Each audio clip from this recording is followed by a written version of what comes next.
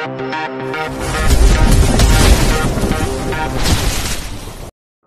136-137. Pengasuh anak Presdir. Hai, Hesti.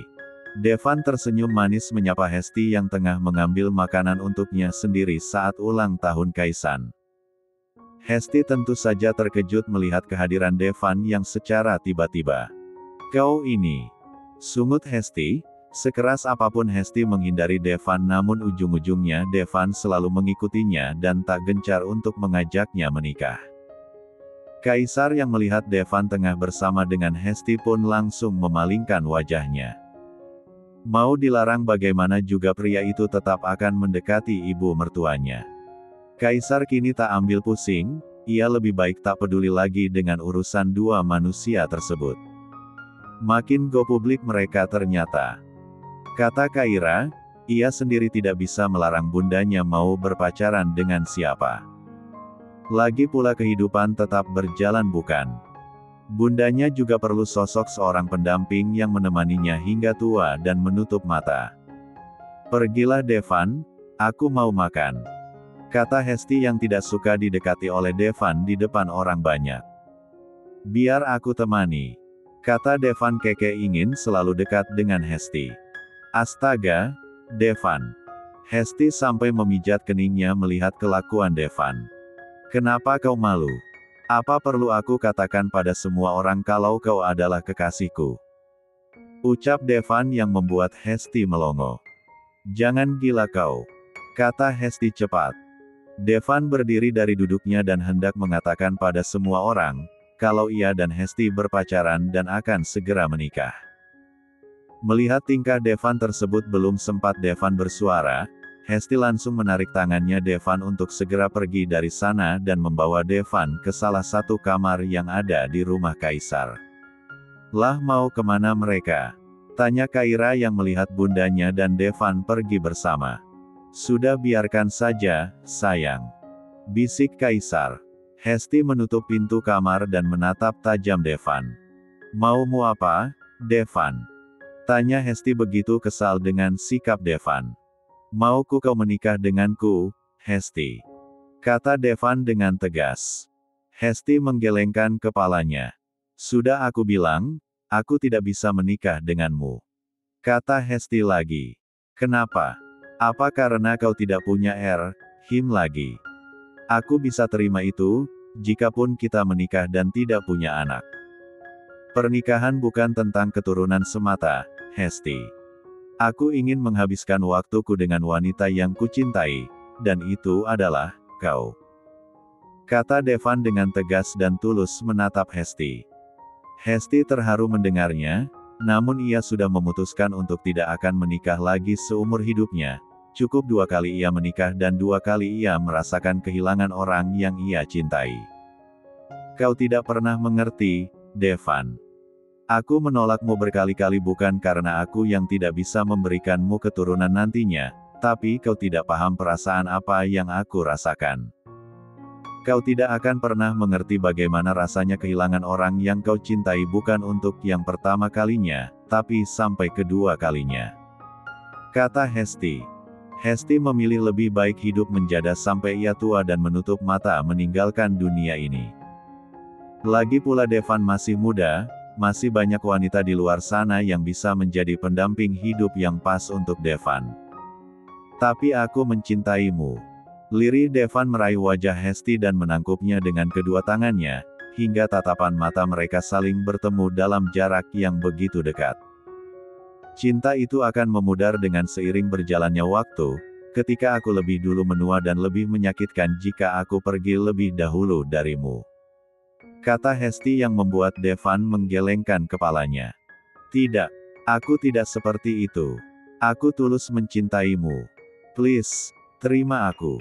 Kita bisa memulainya bersama, aku hanya ingin bersamamu," kata Devan berharap Hesti kali ini luluh dan mau menerimanya.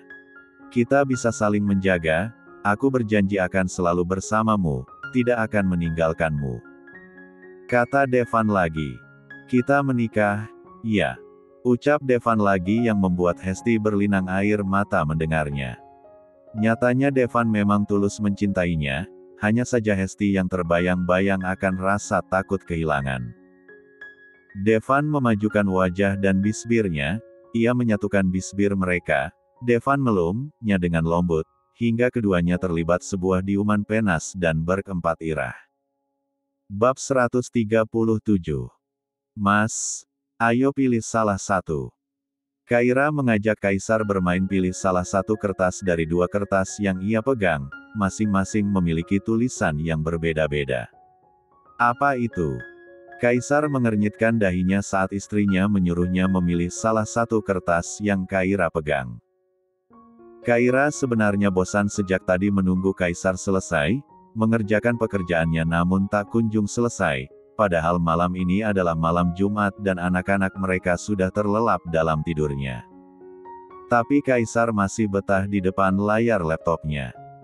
Jadilah Kaira memiliki ide untuk mengerjai suaminya itu agar suaminya berhenti memperhatikan layar laptopnya. Apa itu, sayang? Kaisar bingung namun ia dipaksa memilih oleh Kaira. Ayo pilih salah satu. Pilih yang benar ya. Kata Kaira tersenyum simpul. Dengan malas Kaisar pun mengambil salah satu kertas tersebut dan Kaisar membacanya. Uang 5 juta. Kaisar membaca kertas yang ia pegang. Kaisar pun memberikan suaminya itu uang senilai 5 juta untuknya. Namun Kaisar masih penasaran dengan kertas satu lagi yang Karya pegang. Itu apa? Tanya Kaisar. Eits, kan yang ini tidak pilih. Kata Kaira. Iya tapi lihat dulu. Kata Kaisar penasaran. Kaira pun membalikkan kertas tersebut dan Kaisar membacanya hingga membuat Kaisar membulatkan kedua matanya. Kaisar dengan cepat mengambil kertas tersebut. Cosplay pakai baju seksi siswi Jepang. Ucap Kaisar menelan kasar air dahnya. Tukar saja yang ini. Kata Kaisar dengan cepat. Mana boleh begitu. Jawab Kaira. Ini Mas kembalikan uangnya, tukar yang ini saja ya. Kaisar mengembalikan uang 5 juta dari Kaira barusan namun Kaira menolaknya. Tidak mau. Tolak Kaira mentah-mentah, inilah cara Kaira menghukum Kaisar, karena Kaisar yang selalu fokus bekerja hingga lupa kalau ini adalah malam Jumat mereka. Mas tambah 500 juta. Kata Kaisar cepat. No, tolak Kaira lagi. 500 juta kecil, bagaimana kalau 5 miliar? Kata Kaisar yang membuat Kaira melongo mendengar nominal uang tersebut. Dia dapat miliaran. Kata Kaira terkekeh geli mengucapkannya. Tidak mau ah. Aku mau tidur. Kaira meledek Kaisar dengan menjulurkan lidahnya, hingga membuat Kaisar merasa frustasi sendiri. Ia baru menyadari malam apa ini, dan bodohnya ia sudah mengabaikan Kaira. Astaga! Jatah malam Jumatku hilang. Kata Kaisar ia segera merapikan pekerjaannya dan menutup laptopnya lalu menyusul Kaira ke kamar mereka. Saat Kaisar membuka pintu kamar, kamar tersebut dalam keadaan gelap gulita dan tiba-tiba Kaira menyalakan lilin merah. Namun bukan itu yang membuat fokus pandangan Kaisar dikenakan oleh Kaira, benar-benar bak siswi Jepang yang ada di film biru. Sayang. Air liur Kaisar seakan ingin menetes dari bisbirnya. Pemandangan tersebut begitu sangat menggoda iman dan kelaki-lakiannya. Kaira memainkan jari jemari tangannya agar Kaisar mendekatinya, di mana Kaira tengah berbaring miring di 1 ron 5 miliar. Ucap Kaira dengan suara yang mendayu-dayu mencoba menggoda Kaisar. Deal. Kata kasiar yang sudah tidak sabar.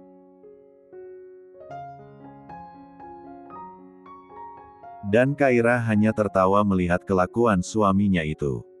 Pada akhirnya keduanya melakukan ritual malam Jumat dengan penuh gairah, apalagi Kaira yang lebih banyak memimpin permainan.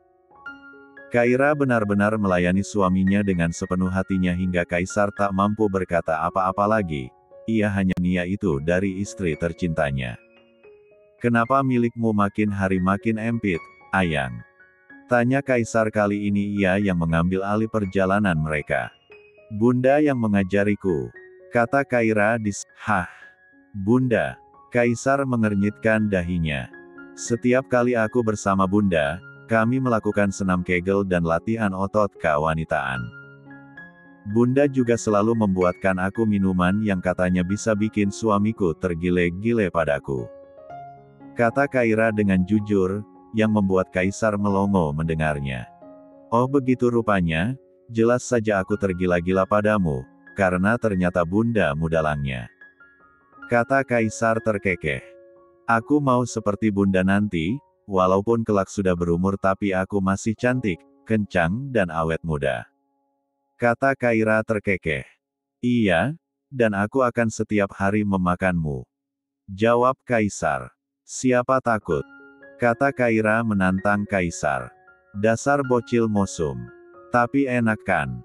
Kaira mengedipkan satu matanya yang membuat Kaisar menggeleng-gelengkan kepalanya, karena memang Kaira begitu sangat nikmat baginya, bahkan Kaisar sendiri selalu puas ketika berkerintro dengan Kaira. Oh, sayang. Kaisar mengorang-ketik, begitupun dengan Kaisar. Kaisar membalikkan tubuh Kaira dan mengulang lagi perkerintroan panas tersebut. Ronde selanjutnya. Bisik Kaisar di telinga Kaira hingga